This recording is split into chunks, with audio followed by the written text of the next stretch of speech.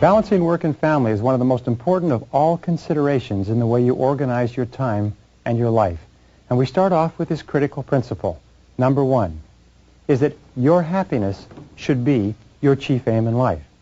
Not somebody else's happiness, but your happiness. Your happiness shouldn't be second, it should be first. Because here's the rule. If ever you make somebody else's happiness or something else more important than your happiness, you may get that, but you won't ever be happy. Abraham Lincoln once said, the very best way to help the poor is not to become one of them. The very kindest thing that you can do for other people is to be happy yourself. And this brings us to point number two. Point number two is fully 85% of your happiness comes from your relationships with other people. Fully 85% of your happiness comes from your relationships.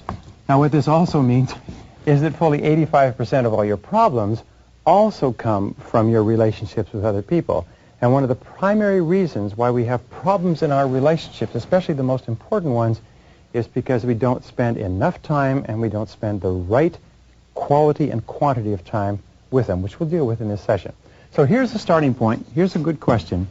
It's, how would you spend your time if you learned today that you only had 6 months to live? How would you spend your time if you learned today that you only had 6 months to live? We asked this question earlier in this course, but the second part of this is, with whom? Who would you spend the time with, predominantly? What would you want to do with that person?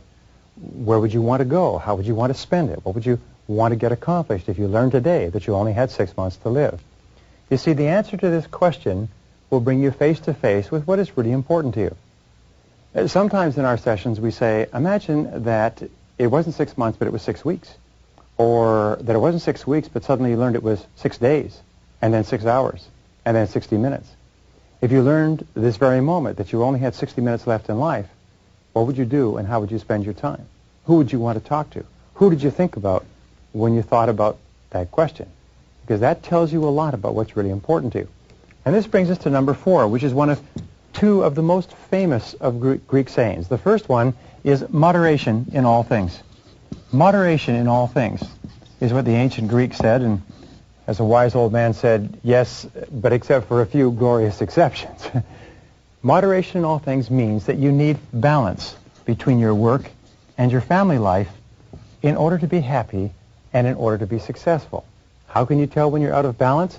You always experience being out of balance with stress, with anxiety, with irritation, with sleepless nights, with sometimes psychosomatic illnesses. Whenever you're out of balance in your life, you begin to feel it, and it begins to manifest itself in your relationships with other people.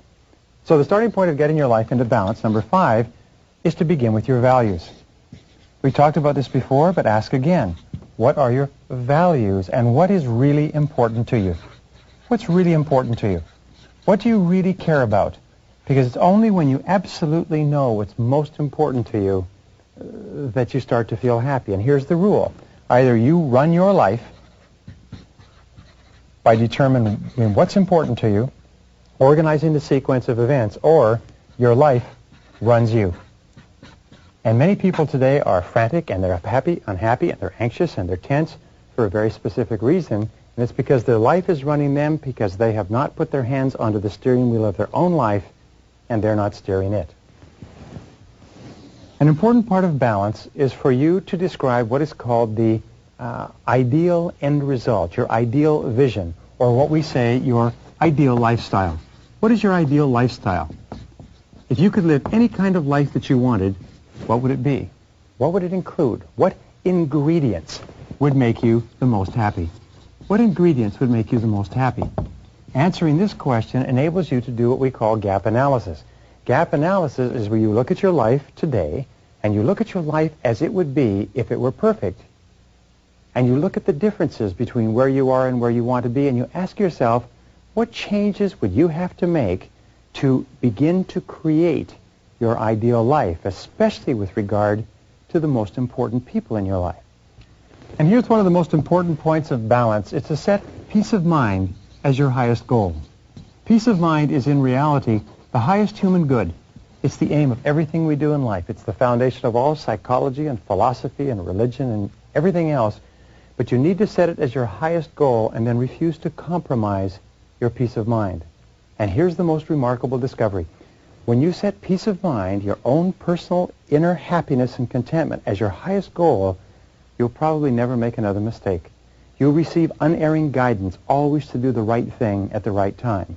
And then if you refuse to ever compromise your peace of mind, you'll become a person of character and strength and inner integrity and personal confidence. So here's a question for you. A, what gives you your greatest peace of mind? Analyze it.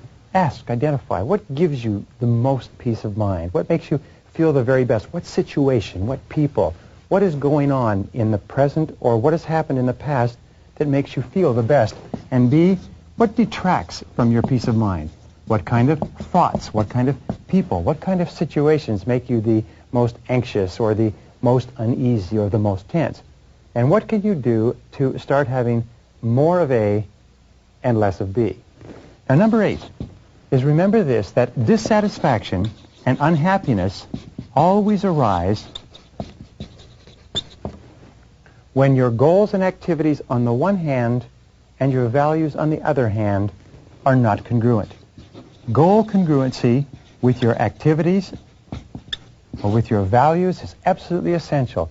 It means that you must be living your life and doing what is most important to you. And whenever you're not, you feel a lot of stress. So ask yourself this question. In what part of your life do you experience the most stress? In what part of your life do you feel tense or anxious or like you're running, or do you feel under pressure? Almost invariably it's because you're doing something that's inconsistent with your very highest and best good. Point number 9 in balance is this. Treat your time like money. Treat your time like money and always ask, how can you best spend it for maximum happiness? How can you spend your time in such a way that it gives you the greatest payoff, that it gives you the greatest amount of satisfaction in life? The 10th key to balance is very simple. It's to do more of one thing, you must do less of another. To do more of one thing, you must do less of another. So here's my question. What do you have to do more of, and what do you have to do less of in order to get your life back in balance? And when do you start? When do you start doing more of one thing and less of another, or less of one thing and more of another? Remember, as we said before, setting priorities in getting balance means setting posteriorities as well. Number 11. Remember that love is the most important thing in the world. Love is not just a happy, emotional thing that you get occasionally. Love is absolutely central to mental and emotional well-being. In fact, one psychologist once said, everything we do in life is either to get more love or to compensate for lack of love. So here are the keys to dealing with love. First of all, accept that love is not peripheral, love is central. Make your family central to your life, not peripheral. Put it in the middle of your life. Plan your whole life around your family. B, treat your spouse, who is the most important love relationship in your life, with special care, which means with kindness, with courtesy, with consideration. Treat your spouse as though he or she were the most important person in the world, because in most cases, he or she is. And number 11C is the universal maxim of Immanuel Kant, which is the question you ask in considering everything, which is, what kind of a family would my family be if everyone in it were just like me? Try to see your family through your own eyes. Try to look at your family from the perspective of how would they act or feel or behave if I treated them the way they treat me, if they treated me the way I treat them. And if you always practice the golden rule with your family, you'll be amazed at how much more sensitive you are to the things you can do or not do that make a difference. Now, number 12, here's the key to balance. I travel 120 to 150 days a year, and people ask me this all the time, and here it is. The key to balance? Do just 2 things. Especially when your children are growing up, do just 2 things. And the 2 things are work and family. It's as simple as that. You see, the major mistake that we make is when we're growing up, we take on an enormous number of things to do, but what happens when we get married and have children and responsibilities, we take on more and more and more, but we don't drop anything off. What you have to do is you have to put all of these other things aside. Now, in doing just two things, number 13 is work all the time you work. Work all the time you work. This is the key to balance. Work all the time you work. Now, here's what happens. Too many people spend too much of their time fooling around at work. What you have to do is you have to put more of yourself into your work. Because every minute that you spend fooling around at work, socializing and wasting time, which causes your work to accumulate, causes you to have to take it home in the evenings and on the weekends, is time that you're taking away from your family. So work all the time you work. When you go to work, work 100% full blast all the time. Don't let anybody waste your time or detract time from your work, which brings us to number 14. The other part of balance is when you're with your family, be there 100% of the time. Don't be there physically with the rest of your body watching television, looking out the window, talking on the telephone, reading the newspapers, and so on.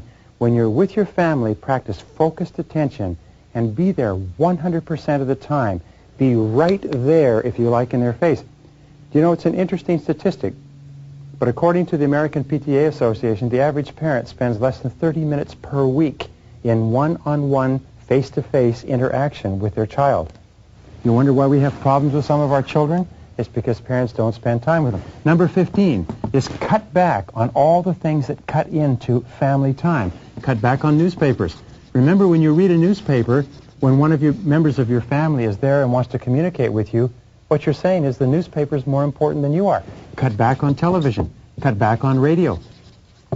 Cut back on outside activities and aimless socializing, because everything that you do that is one of these things is time that you're taking away from the most important people in your life.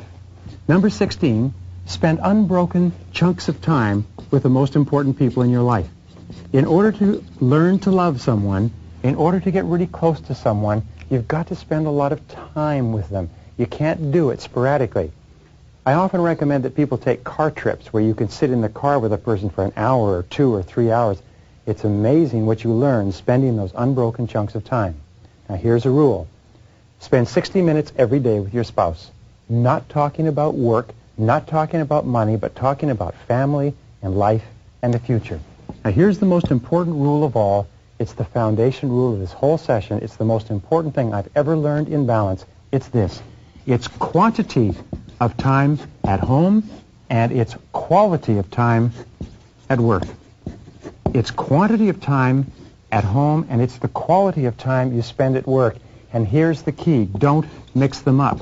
Most people make the mistake of mixing them up and try to spend quantities at work and quality at home, and it doesn't work. As a child psychologist said recently, I never met a child in trouble who said, I wish my parents had spent more quality time with me. Number 18, remember, you're always free to choose. You're always free to choose. You're always free to set priorities. You're always free to choose the order or the sequence of events. Is that you always choose what's most important to you. So the most important thing of all is in balancing home and family, balancing the most important people in your life with your work. Always put them first. Always put them on the top. And remember, the whole purpose of time management is this. The purpose of time management is to enable you to get more things done on the outside so that you have more time to spend with the most important people in your life.